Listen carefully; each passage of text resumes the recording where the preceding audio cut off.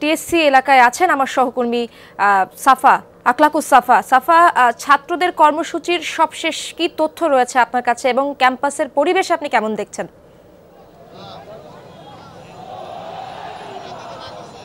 এই স্লোগান দিব না আমরা, এই স্লোগান দিব না, স্লোগান দেব না আমরা, একসাথে সবাই স্লোগান দিই।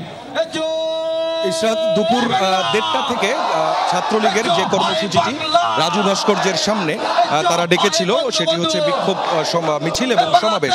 সেই সমাবেশটি কিন্তু শুরু হবে কিছুক্ষণের মধ্যে।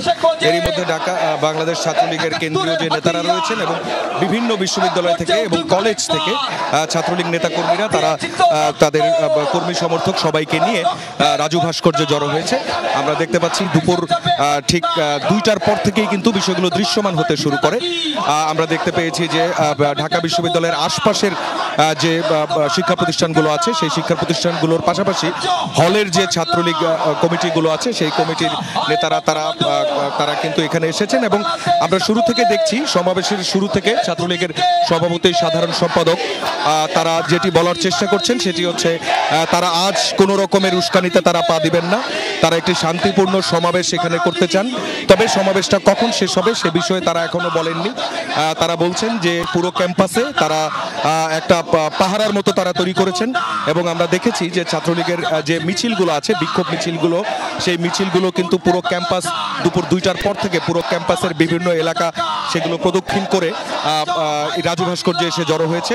রাজু ভাস্কর্যের চতুর্দিকের যে রাস্তাগুলো সেই রাস্তাগুলোতে কিন্তু ছাত্রলীগ নেতাকর্মীরা অবস্থান নিয়েছে। তারা কিছুক্ষণ আগে আমার সঙ্গে কথা হচ্ছিল ছাত্রলীগের সাধারণ সম্পাদক ইরানের সঙ্গে। তিনি যেটি বলছিলেন যে গতকাল যে হামলা হয়েছে তারা বলছেন তাদের দাবি হচ্ছে সেই হামলা করা হয়েছিল সাধারণ শিক্ষার্থী অথবা